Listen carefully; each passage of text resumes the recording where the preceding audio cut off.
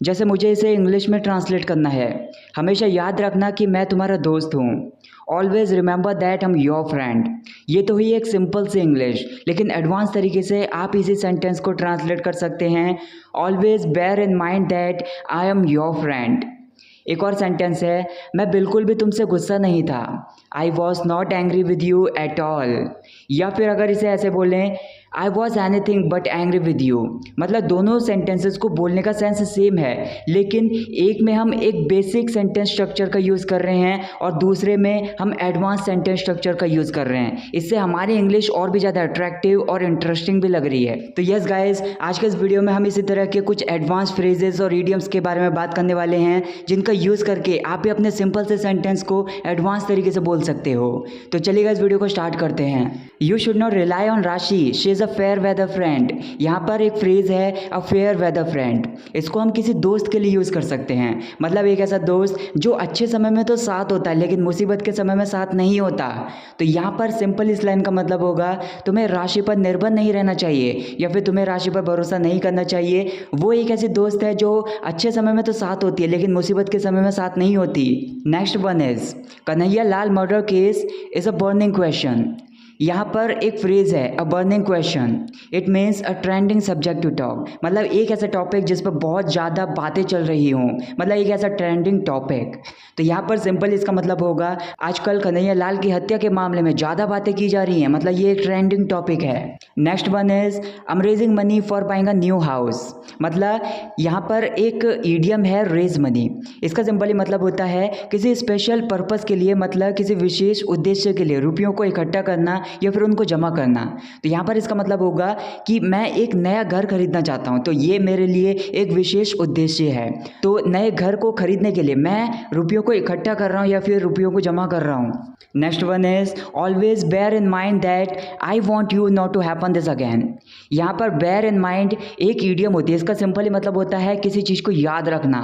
तो आप किसी से ऐसा बोल रहे हो, हमेशा इसे याद रखना कि मैं ये नहीं चाहता कि तुम ये दोबारा करो या फिर तुम्हारे द्वारा ये दोबारा हो। Next one is to reduce the weight eating healthy is half the battle. Half the battle एक फ्रेज होती है। इसका मतलब होता है किसी चीज़ को पाने के लिए बहुत ज़रूरी हिस्सा, कुछ इंपॉर्टेंट पार्ट। जैसे यहाँ पर बोला जा रहा है अपने वेट को कम करने के लिए स्वस्थ भोजन को खाना बहुत ज़्यादा ज़रूरी है। Next one is the news of his death was a bolt from the blue.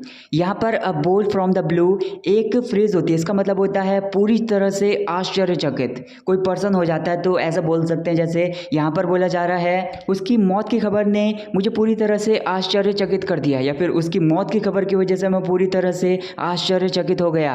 Next one is you can easily rely on what he says, he doesn't believe in double dealing. Double dealing यहाँ पर एक phrase होती है। इसका simply मतलब होता है ड्यूप्लिसिटी। मतलब किसी के साथ छल या फिर किसी के साथ कपट, या फिर जैसे बोलते हैं ना दोहरी चाल, सामने कुछ और पीठ पीछे कुछ और, ऐसे सेंस में इसका यूज़ कर सकते हैं। तो यहाँ पर इसका सिंपली मतलब होगा कि जो कुछ भी वो कह रहा है तुम आसानी से उस पर भरोसा कर सकते हो।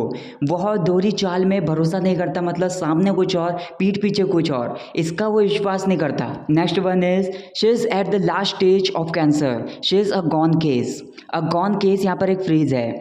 इसका मतलब होता है कि something is there that is hopeless, मतलब निराशाजनक है, मतलब उम्मीदों से परे है।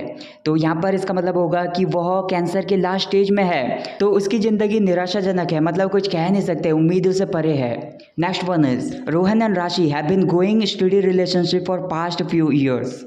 यहाँ पर स्टडी रिलेशनशिप के बारे में अगर बात करें तो इसका मतलब होगा कि एक ऐसी रोमांटिक रिलेशनशिप जो लंबे समय तक चले। तो यहाँ पर बोला जा रहा है कि रोहन और जो राशि हैं वो पिछले कई सालों से एक स्टडी रिलेशनशिप में है, मतलब एक ऐसे रोमांटिक रिलेशनशिप में है जो लंबे समय तक चलता है। Next one is she was anything but friendly the last time when I met her.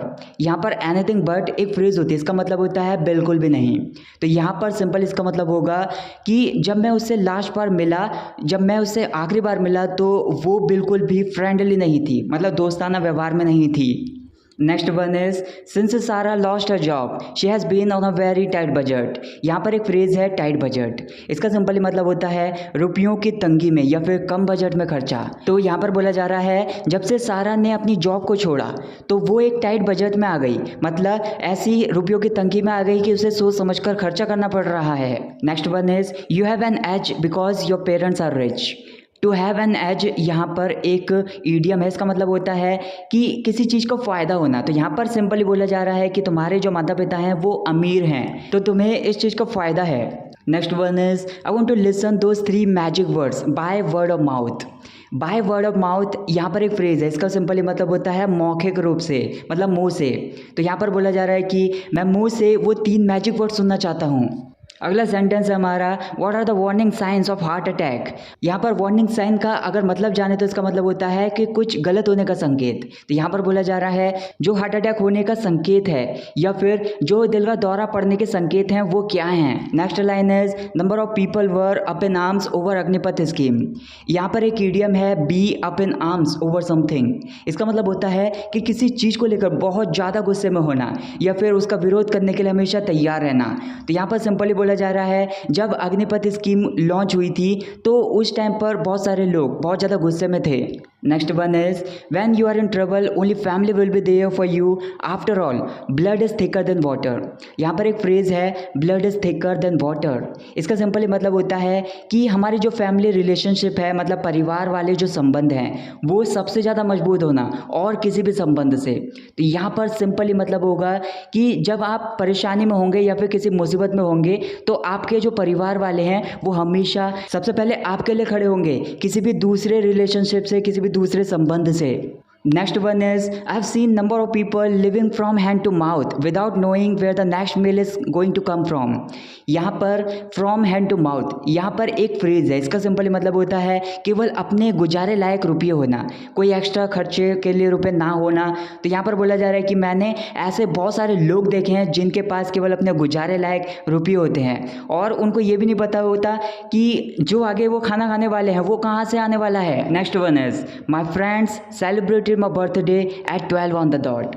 On the dot यहाँ पर एक फ्रेज होती है, इसका मतलब होता है निर्धारित समय पर या फिर ठीक समय पर, मतलब जो समय निर्धारित हो चुका है उससे ना जल्दी ना उसके देर में। तो यहाँ पर सिंपली इसका मतलब होगा कि मेरे जो दोस्त हैं उन्होंने ठीक 12 बजे मेरा बर्थडे सेलिब्रेट किया या फिर मेरे जन्मदिन को मनाया।